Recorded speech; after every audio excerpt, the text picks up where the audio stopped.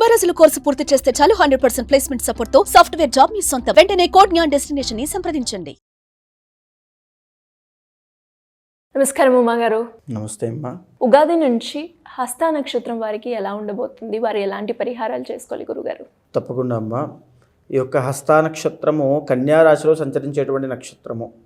అయితే ఈ యొక్క విశ్వావసునామ సంవత్సరం ప్రారంభం అనేటువంటిది మార్చి 30వ తారీఖుతో జరగబోతోంది. ఈ మార్చి 30వ తారీఖునే శని యొక్క సంచారం మారడం కూడా జరుగుతోంది. శని యొక్క సంచారంతో పాటుగా మే 15వ తారీఖు తర్వాత గురుడి యొక్క సంచారం మారడము, మే 18వ తారీఖు తర్వాత రాహు యొక్క సంచారం మారడము జరుగుతున్నాయి. అయితే ఈ సంవత్సరం ఈ మేజర్ 3 బిగ్ ప్లానెట్స్ అండి ఇవన్నీ కూడా. అయితే కన్యా రాశి వాళ్ళకి ఇప్పటిదాకా భాగ్యస్థానంలో గురుడు సంచరిస్తున్నాడు. ఇక్కడ నుంచి ఆ భాగ్యం నుంచి దశమ స్థానంలోకి రావడం వల్ల గురుబలం అనేటువంటి తగ్గే అవకాశాలు ఎక్కువగా ఉంటాయి. అండ్ అదే కన్యా రాశి వాళ్ళకి ఇక్కడి నుంచి శని సప్తమ స్థానంలోకి వస్తున్నాడు. సప్తమ స్థానంలోకి శని వస్తున్నాడు అంటే ఫస్ట్ శని గురించి మనం మాట్లాడుకోవాలి. ఎవరైతే వైవాహిక జీవితంలో కాస్త ఇబ్బందులు ఉంటాయో వాళ్ళందరికీ కూడా కొంచెం ఇబ్బందికరంగా ఉంటుందని చెప్పచ్చు.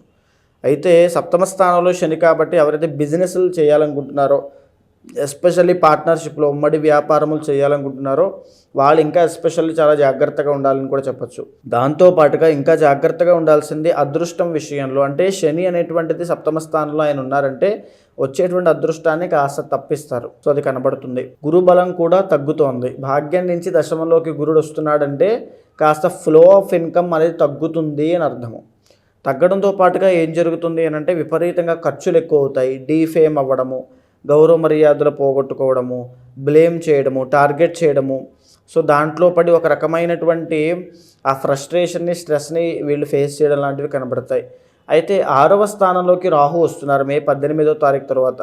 దానివల్ల ఏం జరుగుతుందంటే రాహు చాలా బలంగా యోగిస్తున్నారు కాబట్టి మేజర్గా ఈ గురుడు శని ఏదైతే బాగా లేదో ప్లేస్మెంట్స్ వాళ్ళని కాస్త కవర్ చేయడానికి, ఓవర్కమ్ చేయడానికి రాహు వీళ్ళకి చాలా బాగా పనిచేస్తాడని చెప్పచ్చు. సో ఆరోగ్యపరమైన విషయాల్లో కానీ, ఫైనాన్షియల్ క్రైసిస్లో కానీ, అప్పుల బాధలో కానీ ఉన్నప్పుడు శత్రువులు విపరీతంగా మీద పడి బ్లేమ్ చేయడము, ఆ టార్గెటింగ్ చేస్తున్నప్పుడు ఈ రాహు యొక్క బలం వీళ్ళకి చాలా ఉపయోగపడుతుంది. ఖచ్చితంగా సమయానికి డబ్బులు అందడము, ఆరోగ్య సమస్యలు తగ్గడము, మంచి ట్రీట్మెంట్ దొరకడము, మంచి మెడికేషన్, మంచి డాక్టర్ దొరకడం లాంటివి ఎన్నో జరుగుతాయి.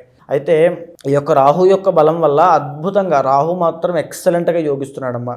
ఈ మేజర్ 2 ప్లానెట్స్ మాత్రం ఏమాత్రము బాగాలేదు. సో ఏంటంటే ఈ సంవత్సరం అగ్రెసివ్గా నిర్ణయాలు తీసుకోవద్దు.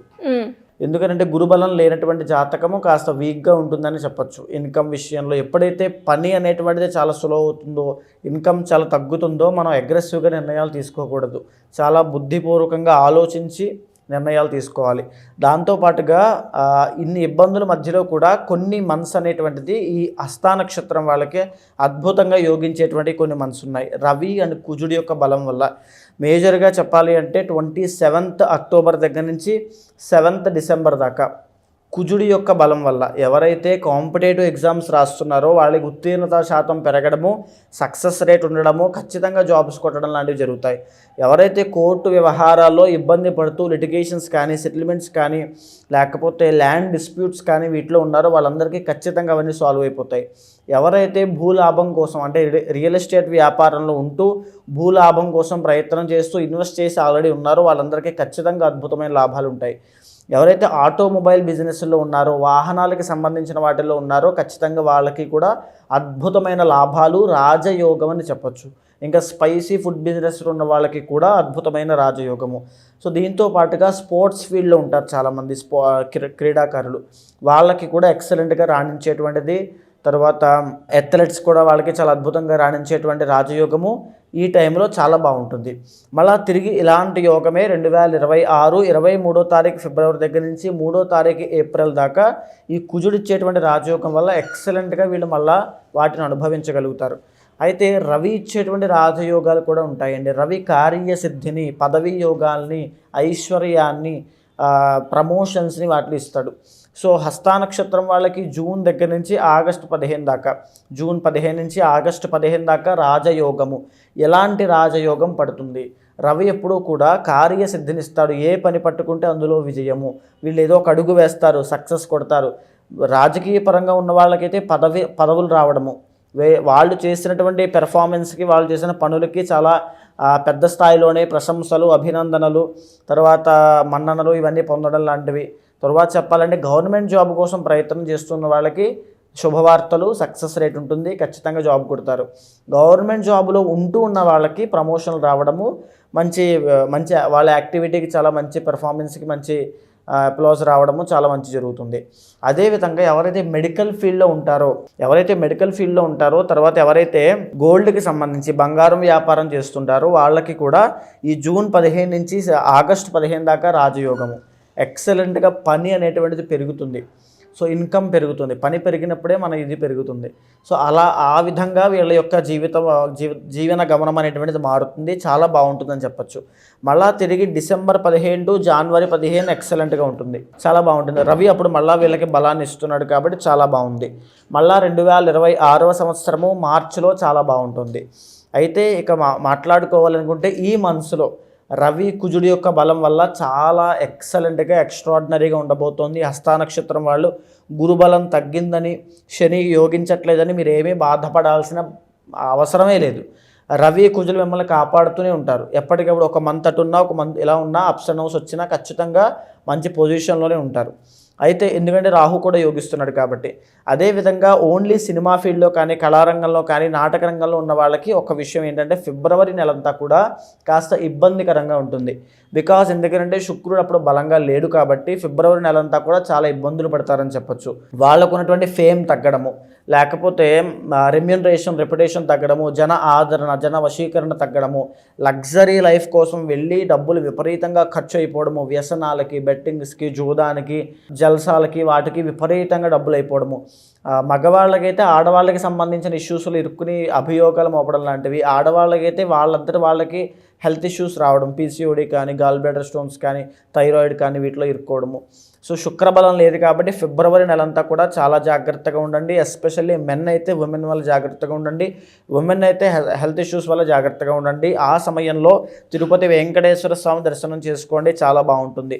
ఓవరాల్గా మీ యొక్క గ్రహ సంచారము బట్టి ఈ విధంగా మీ మార్పులు ఉన్నాయి. కానీ ఏమాత్రము భయపడద్దు. మీ పర్సనల్ చార్ట్స్ ఖచ్చితంగా చెక్ చేసుకోండి. ఒకవేళ అక్కడ కనుక మీకు యోగం ఉన్నట్లయితే, ఉదాహరణకి చాలామంది మీనరాశి తీసుకున్నాం అనుకోండి, మీనరాశి వాళ్ళకి అందరికంటే ఎఫెక్ట్ అనేది వాళ్ళకి ఎక్కువ ఉంది.